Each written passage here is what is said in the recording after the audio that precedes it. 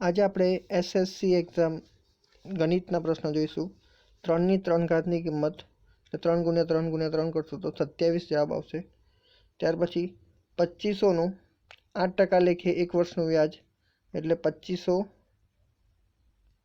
× 8 ભાગ્યા 100 કરવો પડશે. 2500 એક મિનિટ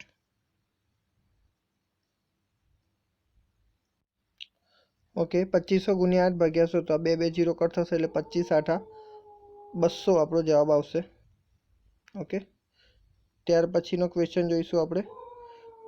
I બરાબર PRN સૂત્રમાં R એટલે શું છે? તો એ સાદો વ્યાજ છે. 2ની 5 ઘાત અને એની 3 ઘાત એટલે 5 અને 3નો ગુણાકાર 15 એટલે 2ની 15 ઘાત આપણો જવાબ આવશે.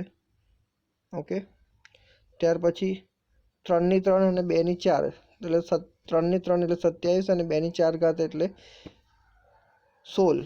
ઓકે, 27 × 16 કરશો એટલે તમારો જવાબ આવશે 432. ત્યાર પછી છે 500ના 8% એટલે 500 × 8 ભાગ્યા 100 એટલે 8 × 5 = 40 આપણો જવાબ આવશે. ત્યાર પછી અહીંયા પહેલાં 4 અને 3નો ગુણાકાર 12 થશે. 12માં 4 ઉમેરશો 16 અને 16માંથી 1 જશે એટલે 15 આપણો સાચો જવાબ થશે. રેખા કૌંસને સંકેત માટે આ રીતે લીટી દ્વારા દર્શાવવામાં આવે છે. ઓકે, ત્યાર પછી જોઈએ અહીંયાનું સાદુરૂપ આપવાનું છે. પહેલાં આપણે આ કૌંસનું સાદુરૂપ આપીશું. 2 અને 7 9 9 તરી 27 17માંથી 27 જશે એટલે -10 આપણો જવાબ આવશે. એક્સના 5 ગણામાં 15 થાય. એક્સના 5 ગણા 15 થાય એટલે 5x = 15 આ રીતે લખી શકાશે. આ સમીકરણ ઉકેલવાનું છે. 5 4 જોડે ગુણાશે એટલે 20 આપણો જવાબ આવશે. ત્યાર પછી વાયના 5 ગણામાંથી 5 બાદ કરતાં 20 મળે. વાયના 5 ગણા એટલે 5y, એમાંથી 5 બાદ કરો એટલે -5 20 મળે એટલે બરાબર 20. લંબઘનનું ઘનફળ LBH નું સૂત્ર થશે 1 ઘન મીટર બરાબર કેટલા ઘન સેમી. 1 મીટર એટલે 100 સેમી થાય અને ઘન છે એટલે 2 0 3 વખત એડ કરશો એટલે 6 0 આવશે પાછળ. ઓકે, લંબાઈ અને પહોળાઈ અને ઊંચાઈ આપેલી છે તો ઘનફળ તો LBH હમણાં સૂત્ર જોયું 15 × 20 × 100 કરશો એટલે 3000 ઘન સેમી.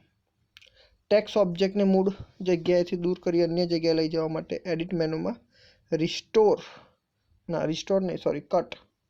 કટનો ઉપયોગ કરીશું. વર્તુળ આલેખમાં દર્શાવ્યામાં અજયભાઈ 3600 કિલોના પાકની ખરીદી કરે છે. તો તલની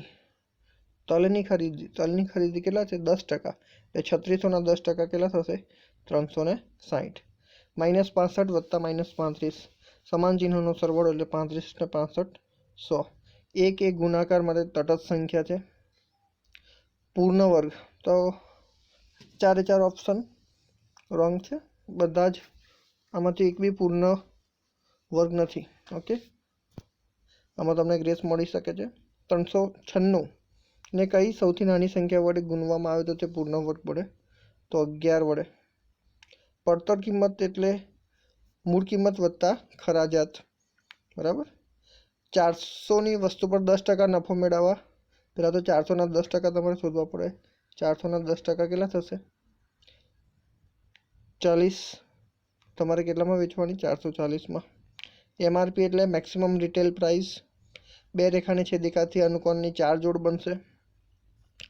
અહીંયા તમારે આની બાદબાકી કરવાની છે. 3m છે અને એમાંથી 4m બાદ કરીશું તો -m વધશે. ઓકે, તો -m વાળું વચ્ચે આ રહ્યો ઓપ્શન. 2 રેખાની છેદિકાથી કુલ કેટલા ખૂણા બને? 8. 0 એ ધન પૂર્ણાંક પર નથી ને ઋણ પૂર્ણાંક પર નથી. અહીંયા આ બેની બાદબાકી કરવાની છે. પહેલાં તો 10x² માંથી 7x² જશે એટલે 3x² વધશે. -5માંથી -7 કરશો એટલે +2 અને 2માંથી 3 જશે તો -1 એટલે ઓપ્શન નંબર A. 1 થી 100 સુધીમાં આવશે પૂર્ણ વર્ગ સંખ્યા 9. 81 સુધી આવશે 9 નો વર્ગ. 10 448નું ઘનમૂળ થશે 22. 22 × 22 × 22 કરશો એટલે જવાબ આવશે. 1 થી 100માં કુલ કેટલી પૂર્ણ ઘન સંખ્યાઓ છે? આમાં પણ બધા જ ઓપ્શન રોંગ છે બરાબર. ત્યાર પછી 4ની -3 ઘાતને શું લખાશે? 4ની માઇનસ ઘાત છે, માઇનસ ઘાતને પ્લસ કરવા માટે 1/4³ આ રીતે લખાશે. અને 4નો ઘન કેટલો થાય? 64 એટલે આપણો સાચો આન્સર આવશે. સૌથી નાની પ્રાકૃતિક સંખ્યા જોઈએ તો 1 ત્યાર પછી 343 ને 1/3 ઘાત છે, તો 343 કોનો ઘન લખાય? 7નો ઘન. 7નો ઘન અને એની ઉપર 1/3 ઘાત છે, તો આપણે કટ કરી દઈશું, તો 7 આપણો જવાબ થશે. ઘનને દર્શાવવા માટેની બે રીત છે, બરાબર. એક કૌંસમાં લખી શકાય છે અને એક શબ્દમાં લખી શકાય છે. ડી બરાબર ABC 3, તો ઉપઘનની સંખ્યા, તો ઘનમાં 3 સભ્યો છે એટલે 2નો ઘન કરીશું તો 8, બરાબર. એટલે 8 ઉપઘનની સંખ્યા થશે. આકૃતિમાં A/B, A ઇન્ટરસેક્શન B, તો A અને B બંનેમાં તમે જોઈ શકો 7 અને 4 છે, તો આપણો જવાબ આવશે 7 અને 4. સામ્ય ઘનને સંકેતમાં શું લખાય? સામ્ય ઘન. સામ્ય ઘનને આપણે આ રીતે લખી શકીએ. Okay, option D. અહીંયા વિસ્તરણ કરવાનું છે, ગુણાકાર કરવાનો છે. -3x જે છે એ પહેલાં 2x જોડે ગુણાશે અને પછી 4 જોડે ગુણાશે, એટલે આપણો જવાબ આવશે આ. ચતુષ્કોણની બાજુના ખૂણા અને વિકર્ણની સંખ્યા. ચતુષ્કોણની બાજુ 4, ખૂણા પણ 4 ને વિકર્ણ 2. A + B આખાનો વર્ગનું સૂત્ર પૂછેલું છે. ઓકે, આનાથી તમે બધા જાણીતા છો. વિકર્ણના માપ કયા ચતુષ્કોણના સરખા હોય છે? લંબચોરસમાં વિકર્ણ સરખા હોય છે. નળાકારની વક્ર સપાટીનું ક્ષેત્રફળ શોધવાનું સૂત્ર 2πRh. ઘનફળનું સૂત્ર πr²h. તળિયાવાળા એક નળાકાર પાયાની ત્રિજ્યા 7, ઊંચાઈ 50 હોય. ઓકે, આર આપી દીધેલું છે આપણને 7, એચ આપેલો છે 50. તો આ સૂત્રની અંદર કિંમત મૂકશો તમે 2πRhમાં, તો 2354 જવાબ આવશે. 1 લિટર બરાબર 1000 ઘન સેમી થશે. ત્યાર પછી એક નળાકારની પાયાની ત્રિજ્યા 20 છે, ઊંચાઈ 21 છે, તો ઘનફળનું સૂત્ર છે πr²h. એમાં મૂકશો જવાબ એટલે તમારો આટલો જવાબ આવશે, બરાબર. કેટલા ચતુષ્કોણ છે? અહીંયા આપણે ચતુષ્કોણ ગણવાના છે, તો આઈ થિંક તમે 6 ચતુષ્કોણ, આમાં 6 જવાબ આવશે. ઓકે, ત્રિકોણ હશે, ચતુષ્કોણ નહીં. આપણે આમાં ત્રિકોણ પૂછ્યું.